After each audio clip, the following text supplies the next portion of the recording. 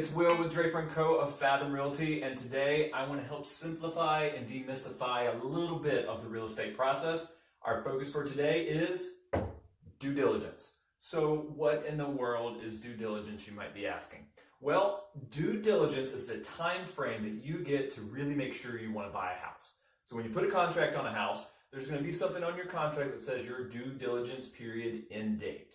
So this is the date you're going to put on there. That is your last chance to decide whether you want to back out or you want to buy the house, right? So during this period, which I typically recommend folks to take at least a month, you want to cover 5 main things: your inspections, repair negotiations from the inspections, your loan process, your legal stuff, and your lifestyle. So these are all big buckets. There's so much associated with each one of them, but you need a really good real estate agent to make sure you can walk through all these things and check all those boxes.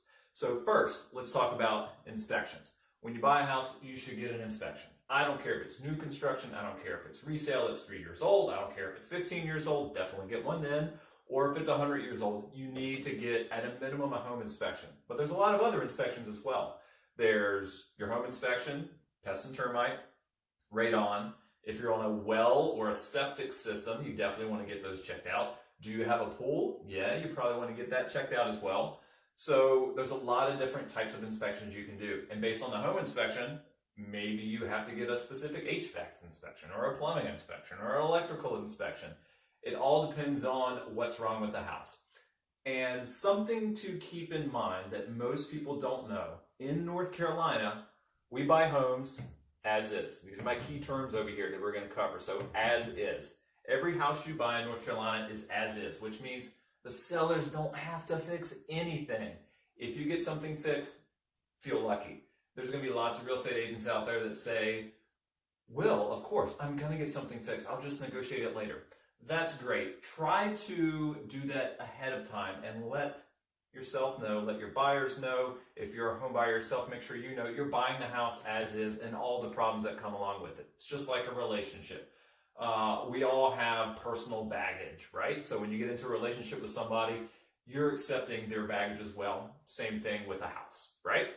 All right, next thing is functioning as intended. When somebody comes in and does a home inspection, radon, or any of that other type of stuff, they're going to say, is an item actually functioning like it should be? And they have to allow for normal wear and tear. Probably another term I should throw up here, wear and tear.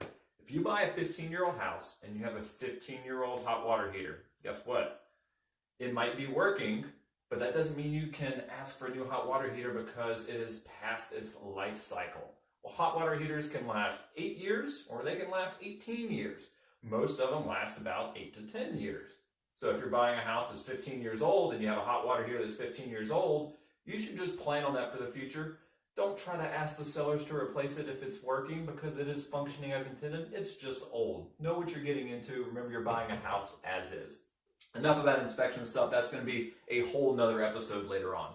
Next, repair negotiations. Remember, we're buying a house as is. So anything the sellers are willing to repair is bonus and kudos for you. There's a couple different ways you can approach that. You can ask the sellers to repair something. You can ask for a credit at closing in lieu of repairs, which means if there's about $1,000 worth of fixes that you want, you can ask the sellers to grant you $1,000 at closing. No, you don't get some magical check. That's just less money you're bringing to the closing table. And you can hire your own contractors to do it after closing.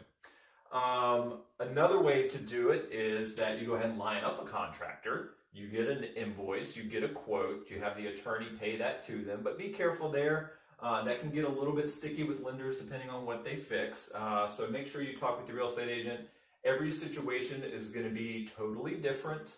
Every house is going to be totally different. People are going to be comfortable with different things. So it's all applicable to each particular house. You can't just take one method. All right, so we've done our inspections. We've done our repair negotiations. Next, the loan process. And we're not doing the loan process after this. As soon as due diligence starts, this starts, this starts, this starts, and this starts. This only comes after this. So, loan process. You probably got what you call a pre-qualification before you went house shopping. Hopefully you got a pre-approval. What's the difference? Again, another episode, we're going to sit down with a mortgage broker and we're going to talk about the differences. But in short, Your pre-qualification is you filled out an application online and you entered information on what your debts are, how much money you make, and then you get qualified.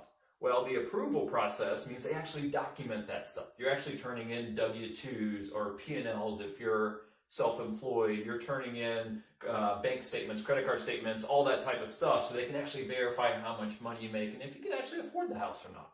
So during this loan process, they're going to go through all that. They're actually going to order an appraisal to make sure that the house that you're buying is of an appropriate value. And then on the legal side, you have restrictive covenants. You have your HOA stuff. Can you park a boat in the driveway? How much is the HOA? Are there any road improvement projects that are going to be going on? Are there any special assessments? You got to make sure you check on all that stuff. And then lifestyle. Is the house really a good fit for you? Check the schools if you hadn't already checked the schools. I know our market moves super fast down here and people jump when they see a house they really like and they might not have checked all these things beforehand. Well, your due diligence period is time to go ahead and check those things out. Make sure you like the school. Make sure you like the parks and the greenways that are around if that's what you're into. Make sure that this house is really going to fit your lifestyle. At the end of that due diligence period, if anything on here scares you and you want to walk away, you get to walk away. But you're going to lose your due diligence fee.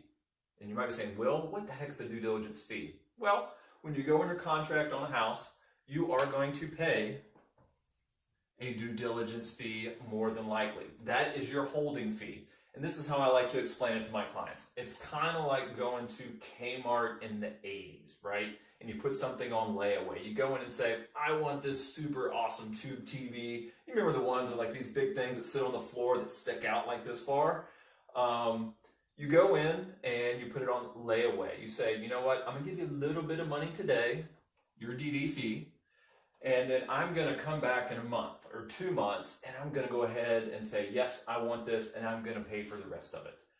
That's kind of what due diligence is you're giving them this fee, so your down payment on your layaway plan, and then at the end of this period, whether it's 3 weeks, 4 weeks, 5 weeks, whatever you have on your contract, and you want to walk away, cool. You can walk away for whatever reason you want, as long as you do it by the end of that period, and it's at 5 p.m. on that day. So whatever that day is at 5 p.m., if you haven't canceled the contract, you're responsible for buying the house, and then your earnest money is up to the seller if you still decide to walk. But after the DD period, you should know whether you're buying the house or not. Speaking of costs, we talked about the due diligence fee. Will, how much is the due diligence fee typically? There's no really good answer for that. It all depends on the particular property. If you're finding a unicorn property, right, like it's like the perfect one for you and everybody else wants it, that's probably going to be a lot higher. If it's a junker that nobody else wants somewhere and you're really wanting to fix it up, but you think it might have a lot of issues, you're probably not going to want to put as much due diligence down because that's your at-risk money. Remember, at the end of your due diligence period, you can walk. So any money you put up there, you're at risk for losing. So how much do you want the house? How much are you willing to risk? The more you add in DD, the more likely your offer is to get accepted. Unfortunately, it's your at-risk money. That's just kind of the way it is. So talk with your real estate agent, whomever they are, whether it's me, whether it's somebody else, I don't care. Just make sure you discuss your particular situation with them, that being both financial, how comfortable you are with that, where you're at in the home buying process. Is this your unicorn or is it just another house? So you got to go through all those other factors before you decide exactly what that due diligence fee is. All right, inspections. Don't forget, after you go under contract for a house, you write this big fat DD fee check, whether it's $500 or $15,000. Yes, I've seen some super high DD fees out there. So inspections, how much is this going to cost? Well, for a home inspection, you're looking at anywhere from $300 to $600 depending on the size of the house. So let's just ballpark that at $400. All right, if you do a pest and termite inspection, that's another $75 to $95. If you do a radon check, that's $125. Well inspections can go anywhere from $150 to $300 depending on what you're checking for. Septic is typically $300 to $400. And you're like, whoa, Will, that's a lot of money. Yeah, you're buying a house. This is like your most expensive investment of your lifetime, right? So you're going to spend all this money up front to make sure you're making a good investment for you and your family.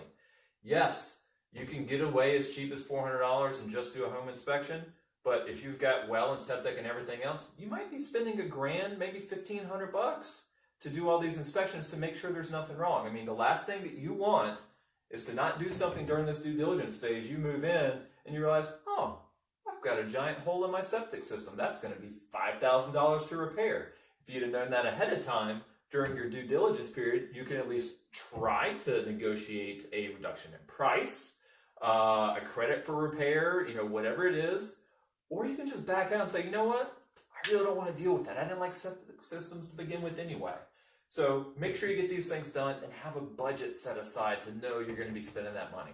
All right, money, appraisal. Appraisals are going to be $500. Typically, you're going to pay that up front. Some lenders will allow you to pay that at closing, but most of them like for you to pay it up front. Why? Because if you decide to walk at the end of your due diligence period, they've already been paid. And please, folks, pay your inspections before closing. Don't pay them at closing. If you don't have the money, maybe now's not the right time to buy a house yet, because these guys work hard and you back out and then you don't want to pay them. These people have families too. Just think about that. All right, and then survey. Do you want to get a survey on your property? Well, a survey is good for some of these legal things you got to cover to see if there's any encroachments. Well, what's an encroachment? Well, something as simple as your neighbor put a fence on your property. They're encroaching upon your property. Maybe they have a storage shed out back or a garage out back and it's on your property. Maybe there's an easement that runs through your property. There's all kinds of things that can go on with that can affect the title, the actual deed of your house. So sometimes it's really important to get those surveys, especially on larger tracts of land. But in neighborhoods, it can be as important as well, especially if there's a bunch of fencing everywhere or there's potential easements and you want to do something else to the property, improve it later. All the lawyers and closing attorneys are going to say, yes, you have to get a survey and you're going to have to sign off if you don't want one.